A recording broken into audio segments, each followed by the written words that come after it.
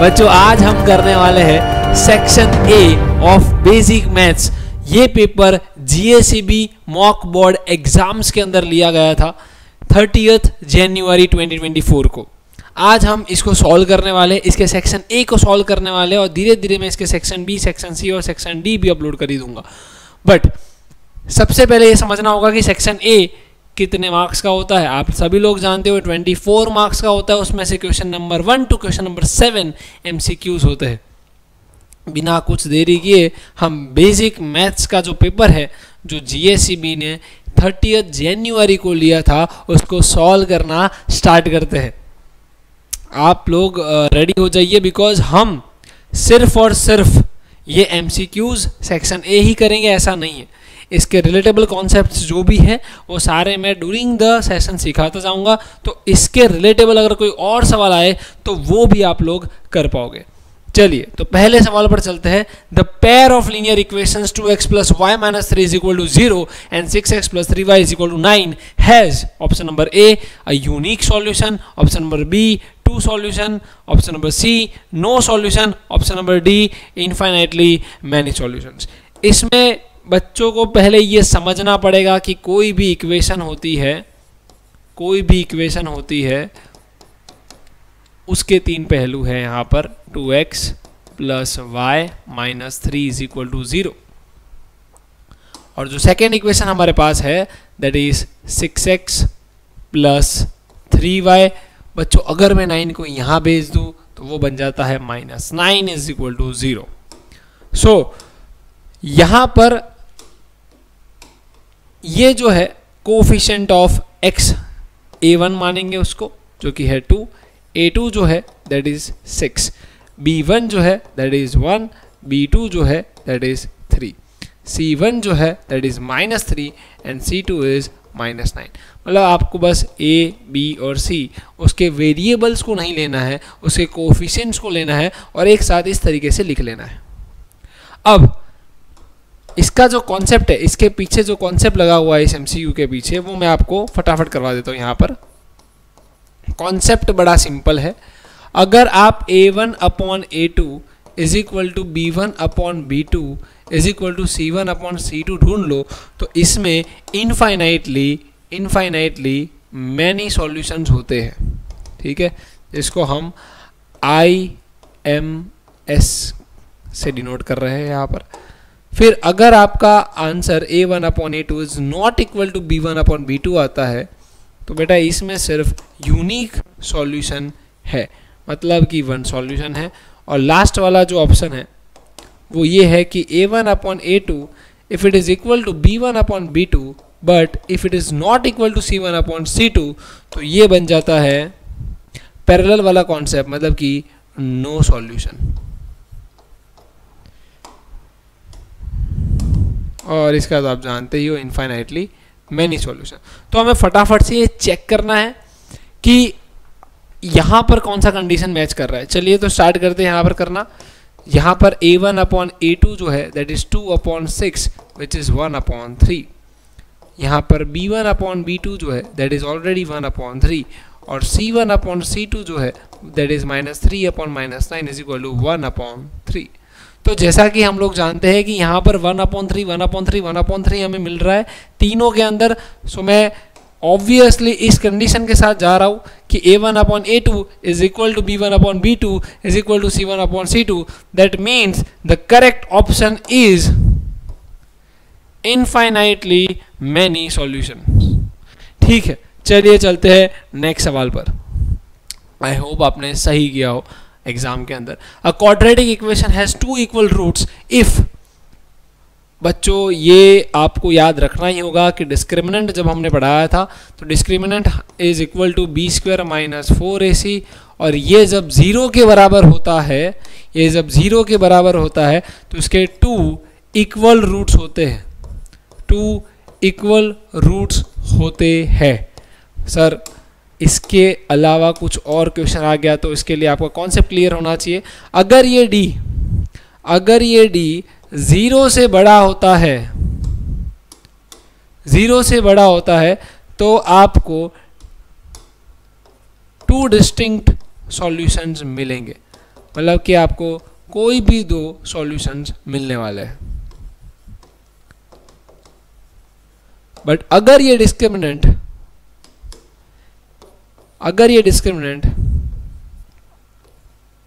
Zero से कम है, अगर ये डिस्क्रिमिनेंट जीरो से कम है, तो आपका जो आंसर आएगा वो आएगा नो सॉल्यूशन, मतलब कि इसका कोई भी सॉल्यूशन नहीं है। तो यहाँ पर a quadratic equation has two equal roots if two equal roots की कंडीशन एक ही है, which is when d is equal to b square minus 4ac is equal to 0। तो हम फटाफट से टिक करेंगे, C is the correct answer. I hope आपने सेकेंड वाला सवाल भी सही किया हो, भगवान आपको 2 मार्क दे।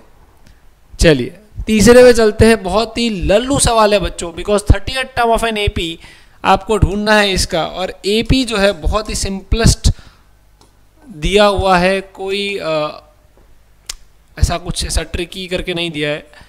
A जैसे कि देखने जाए तो साफ साफ दिख रहा है 10 है, D देखने जाए तो है 7 minus 10 which is equal to -3। AD पता है अब, और चाहिए ही क्या ज़िंदगी के अंदर।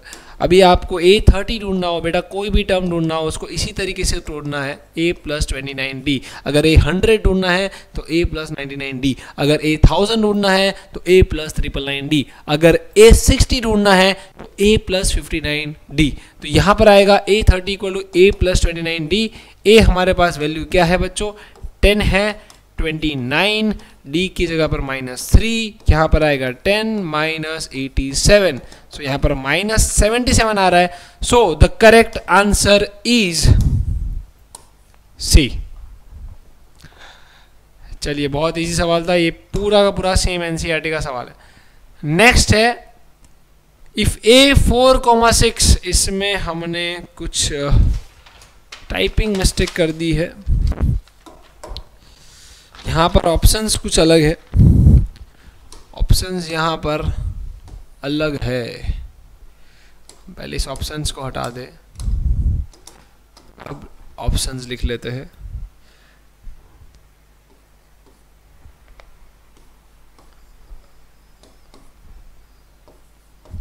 ठीक है, इसका पहला ऑप्शन दे रखा है 5,4, सेकेंड ऑप्शन है 4,5, थर्ड ऑप्शन है -5, -4, और फोर्थ ऑप्शन है -4, -5। ठीक है, सवाल बहुत सिंपल है। इफ A एंड B, मतलब कि हम एक लाइन ड्रॉ कर देते हैं बच्चों, 2 पॉइंट्स हैं यहाँ पर,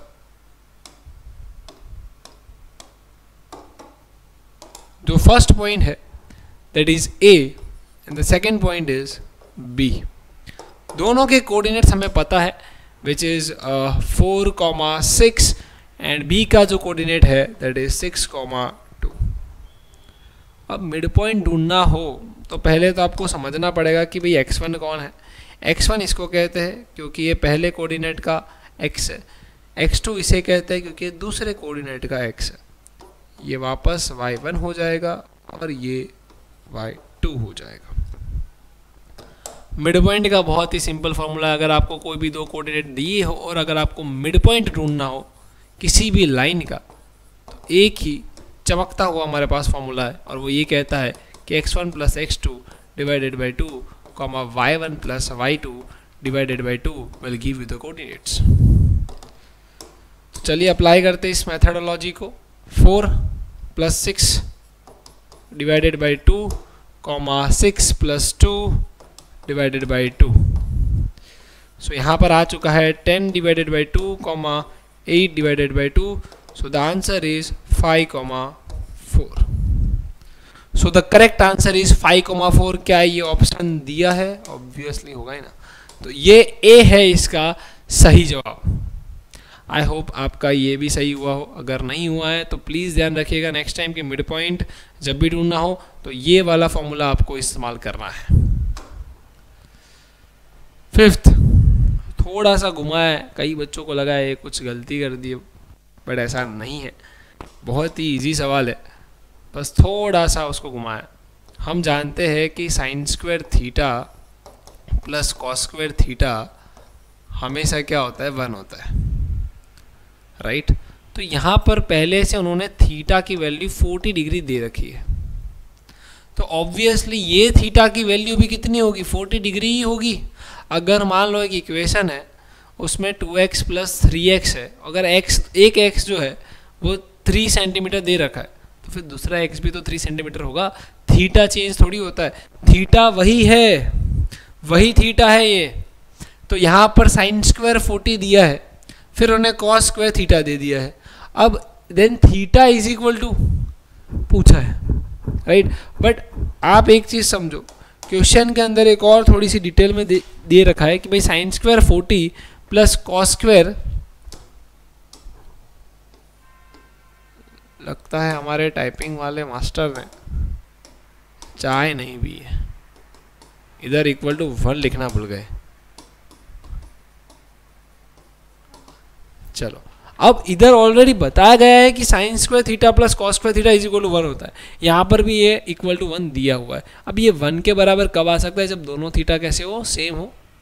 तो थीटा का आंसर बेटा हक से क्या आएगा, 40 degree. So B is the correct answer. इसको मैंने बहुत अच्छे डिटेल में लिखा हुआ है, इसकी नोट्स जो है वो मैं डिस्क्रिप्शन में डाल दूंगा, ठीक है। वहाँ पर लिंक मिल जाएगी आपको, एप्लीकेशन डाउनलोड करके आप उस नोट्स को डाउनलोड कर सकते हो। उसमें मैंने अच्छे समझाया कि कैसे आप सप्लीमेंट्री में आंसर्स लिख सकते हो अगर ये 1 मार्कर में वर्ड फॉर्म में आता है, ना कि MCQ फॉर्म में, ठीक। नेक्स्ट है यहाँ पर x क्या होता है, तो कॉन्सेप्ट चेक में यहाँ लिख देते हैं। x बेटा मीन को रिफर किया गया है, z जो है that is for mode, and m जो है दैट इज़ फॉर मीडियन। अब जैसा कि हम जानते हैं कि यहाँ पर बहुत ही अच्छा सवाल पूछा है इन लोगों ने। ये पहला सवाल ऐसा है जो मुझे बहुत पसंद आया था इसमें बेसिक मैथ्स के अंदर। तो x है यहाँ पर -z है =3 दिया हुआ है, नीचे हम वही चीज़ लिख देते हैं, x + z =25 दिया है।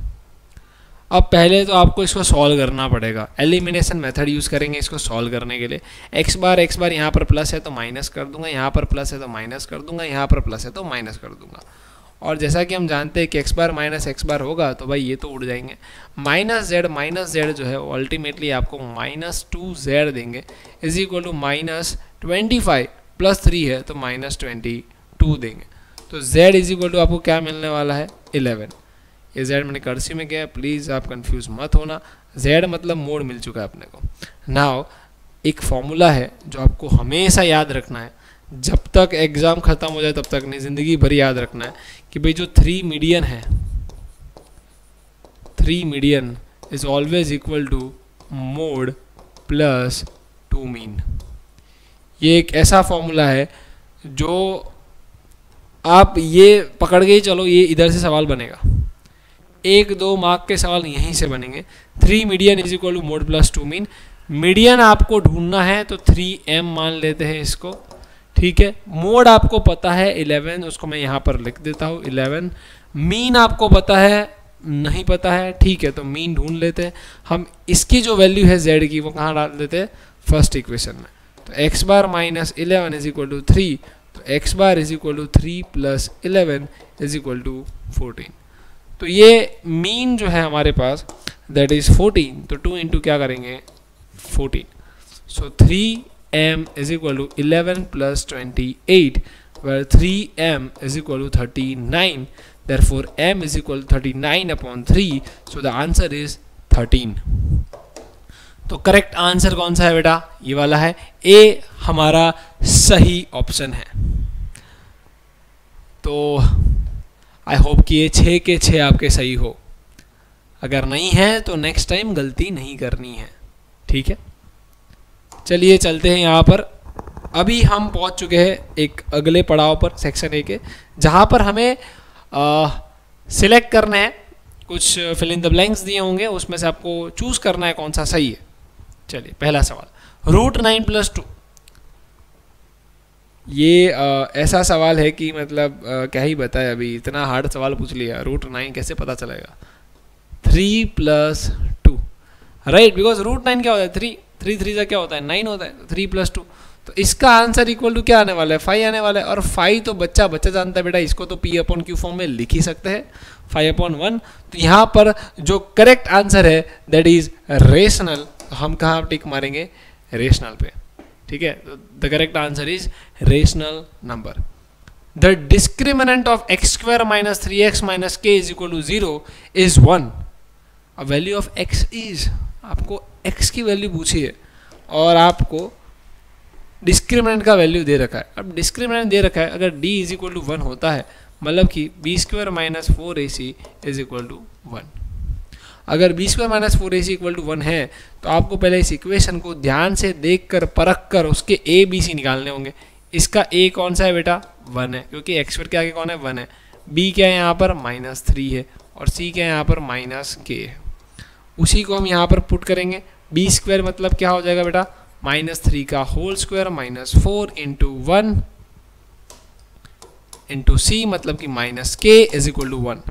तो ये बनकर निकलेगा 9 माइनस 4, अगर आप माइनस माइनस करोगे तो प्लस हो जाएगा, इज इक्वल टू 1।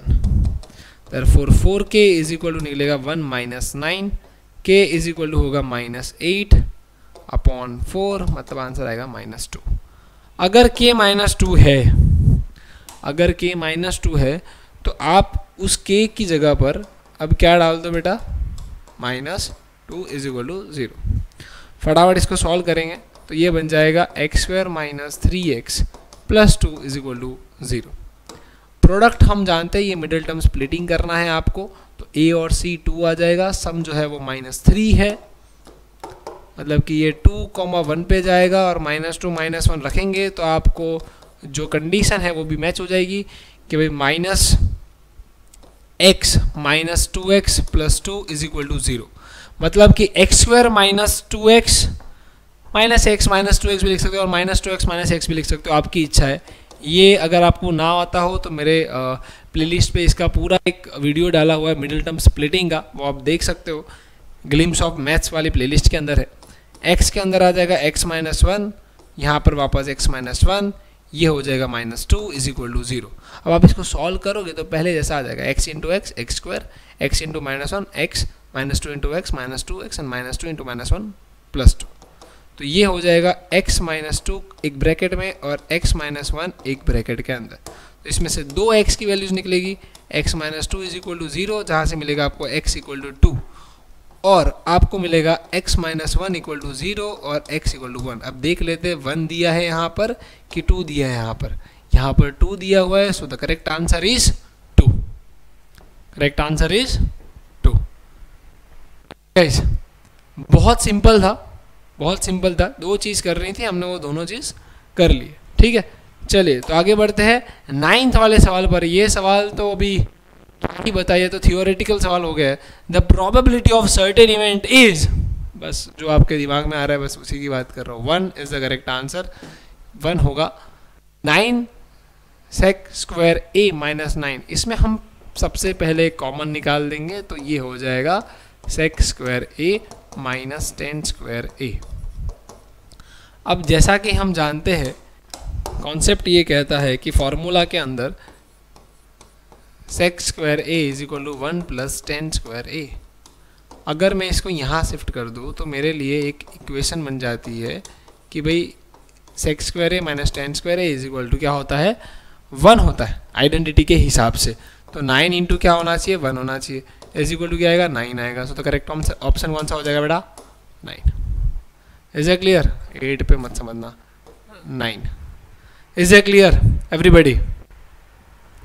चलिए सो नेक्स्ट है, a circle can have dash parallel tangent at the most. कितने पैरेलल टेंजेंट बना सकते हो भाई, एक सर्कल है मान लो, ये सर्कल है। पैरेलल टेंजेंट, टेंजेंट किसको बोलते हैं, जो बाहर से बाउंड्री को टच करके सीधी लाइन स्ट्रेट लाइन जाती है उसको क्या कहते हैं, टेंजेंट। जो हमेशा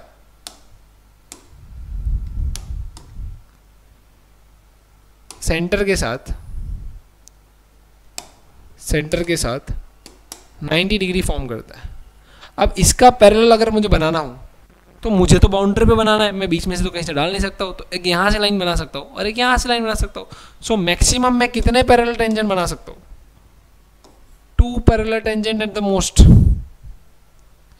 a circle can have 2 parallel tangent at the most. इसको नोट डाउन करना है, प्लीज नोट डाउन कर लीजिए।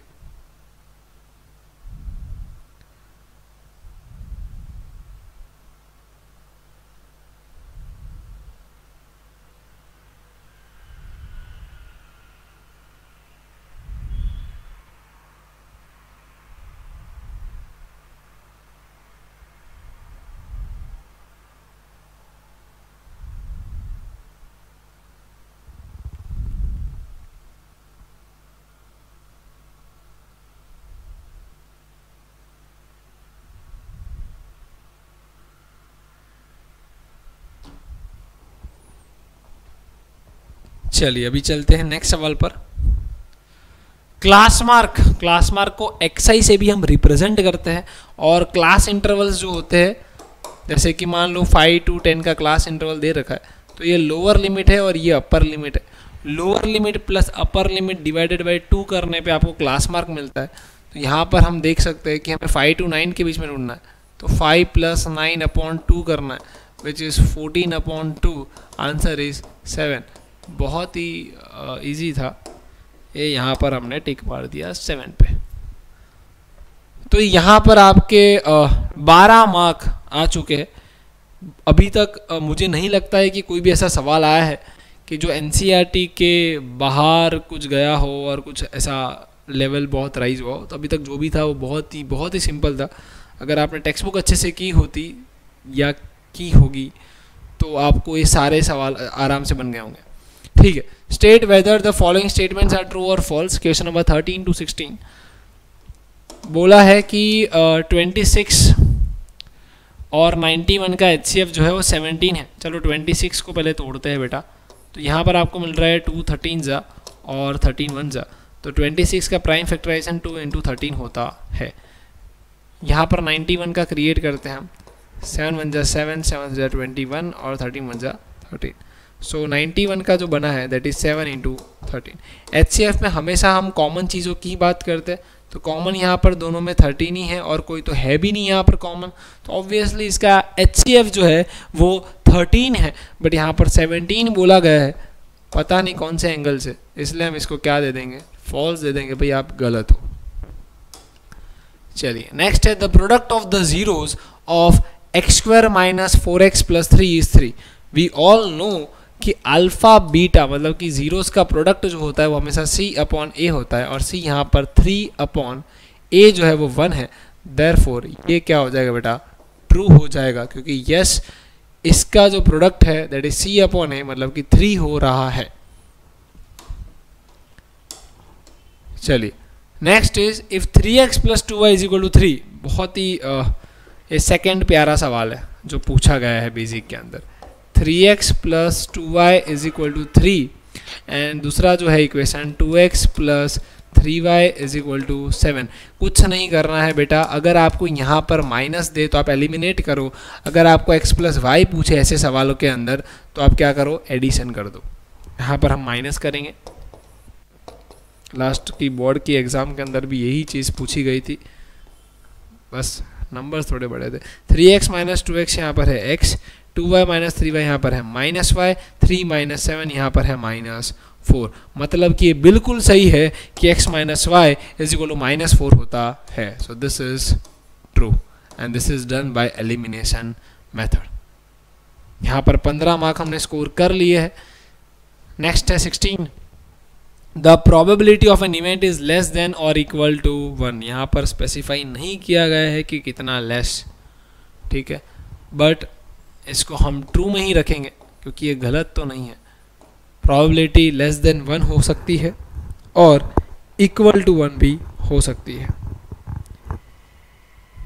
पर 1 से ज़्यादा नहीं हो सकती, ये याद रखना। Write the formula write the formula to find n term of an AP. मतलब आपको nth टर्म ढूंढने के लिए, अब बच्चों यहाँ पर pth टर्म दे सकते हैं, qth टर्म दे सकते हैं, आपको hth टर्म दे सकते हैं, तो आपको डरने वाली बात नहीं है। इसके अंदर जो भी टर्म दिया हो, मान लो AP दिया है तो आप क्या करोगे, A + P - 1 × D। अगर आपको बुलाए AT टर्म बताओ तो A + t minus 1 into D. अगर आपको बोला a 1000 टर्म बताओ तो आप a प्लस 999 डी, जैसा कि हम यहाँ पर क्या लिखेंगे, a n is equal to a plus n minus 1 into d. I hope आपने यही लिखा हो। What is the longest chord of the circle called? अरे बाप रे, ये सवाल 6th का है पर गलती से 10th में आ चुका है। हम सभी जानते हैं कि longest chord of the circle is none other than diameter. क्या है यहाँ पर आंसर? डायमीटर। ठीक है। 19th वाला सवाल है, if P A is equal to 0.45 then find the value of P A bar. अगर बेटा पी ए दे रखा है, मतलब कि probability of possible event not possible, मतलब एक तरीके का ऐसा है कि ये होने वाला है, जैसे कि रेड नॉट रेड हो गया, येलो नॉट येलो हो गया, ठीक है। वैसे पी ए और पी नॉट ए, तो हमेशा याद रखना है पी ए और पी ए बार का जो सम होता है बेटा वो 1 होता है। पे यहाँ पर 0.45 दिया हुआ है, आपको पी ए बार ढूंढना है, तो यहाँ पर P A bar is equal to 1 minus 0.45, तो आपको 0.55 मिलने वाला है। And this is the final answer. I hope you all understood. Now ये आंसर है इसका। इफ एक्स बार, मतलब कि मीन दे रखा है, वापस वही सवाल बेटा बोला था मैंने कि 3 median is equal to mode plus 2 mean, याद रखना। एक्स बार दिया हुआ है तो ठीक है, अभी पहले हम फॉर्मूला ही लिख देते हैं। 3 median is equal to mode plus 2 mean. तो मीडियन यहाँ पर दिया हुआ है 3, सो 3 इंटू 3। मोड यहाँ पर दिया हुआ है कुछ नहीं पता, ढूंढना है। मीन यहाँ पर दे रखा है 2 इंटू 2। याद रखना z इज फॉर मोड, है ना। 3 3 9 मोड प्लस 4, तो मोड इज इक्वल टू बन जाएगा बेटा 9 minus 4 which is 5। So the correct answer is 5। ठीक है, इसका आंसर 5 आएगा, बिकॉज 3 मीडियन मतलब कि हमने 3 3 किया, फिर मोड प्लस 2 इंटू मीन मतलब 2 2 किया, तो मोड 4 यहाँ पर 9 है, 4 वहाँ गया, 9 माइनस 4 हुआ, और आंसर क्या है बेटा 5। देन ये बहुत ही इजी दे दिया था 21 to 24, बट स्टिल करना पड़ेगा यहाँ पर। Total surface area of cone. बेटा हम जानते हैं कि कोन का अगर बॉटम एरिया ना हो तो उसका होता है पाई आर एल, बट अगर उसका बॉटम एरिया हो तो वो हो जाता है pi R L plus pi are square. दोनों में कॉमन निकालते हैं तो आपको मिलता है पाई आर ब्रैकेट में एल प्लस आर। तो इसका सही जवाब है ये, मतलब कि ए। ठीक। Volume of cylinder, volume of cylinder हम सब जानते हैं भाई। वॉल्यूम ऑफ सिलेंडर जो है, मान लो कि एक पतला सा डिस्क है, उसका जो एरिया है हमने वो वहाँ पे रखा। अब जितना एरिया वहाँ पर भर रहा है उतना मतलब वो सिलेंडर बड़ा होता जा रहा है। तो पाई आर स्क्वायर, एरिया को जब हाइट मिलती है तो वॉल्यूम ऑफ सिलेंडर बनता है। तो ये है आपका सेकंड का answer which is pi are square h. ये तो बेटा किसका है, ये किसका है? This is volume of cone, this is volume of cone. ये भी याद रखना है आपको। ठीक है, यहाँ पर बात करें area of minor sector. Area of minor sector, बेटा सेक्टर का एक ही फॉर्मूला है, theta upon 360 into pi are square h. Minor हो मेजर हो, आपको theta upon 360 into pi are square करना है। ऐसा क्लियर? क्योंकि हम सर्कल की बात करते हैं, सर्कल जो है ये इसको सेक्टर बोलते हैं। सेक्टर का मतलब क्या होता है? Which is made up of 2 radius and an arc.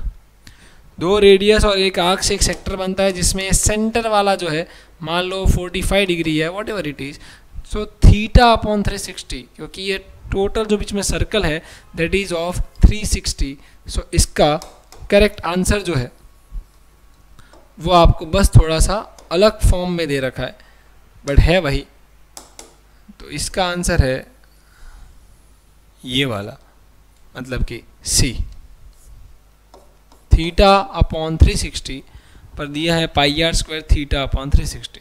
सो सब सेम ही है। थीटा अपॉन 360, अगर आपको ना दिख रहा तो मैं यहाँ पे लिख देता हूँ, pi are square theta upon 360. This is the answer. And the last one is circumference of semicircle. मैं वहाँ क्यों जाऊँगा, वो तो एरिया है वहाँ पर, तो सेक्टर भी आ गया. 180 बाय कितना कंफ्यूजिंग कर दिया. एरिया ऑफ सेमी सर्कल साफ साफ नज़र आ रहा है बेटा, क्या आएगा, पाई आर, क्योंकि पूरा जो सर्कल होता है उसका 2 पाई आर होता है. तो सर्कमफरेंस ऑफ सेमी सर्कल क्या हो जाएगा, पाई आर. तो हमने सेक्शन ए बेसिक मैथ्स का सॉल्व कर लिया है.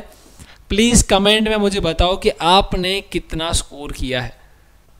चलिए, तो यहाँ पर हम सेशंस को एंड कर रहे हैं, बट नेक्स्ट सेशन जो आएगा वो सेक्शन बी पर आएगा.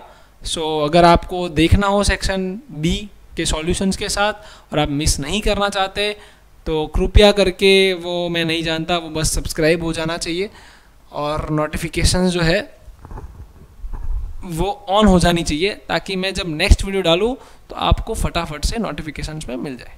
चलिए, thank you very much. I hope आपको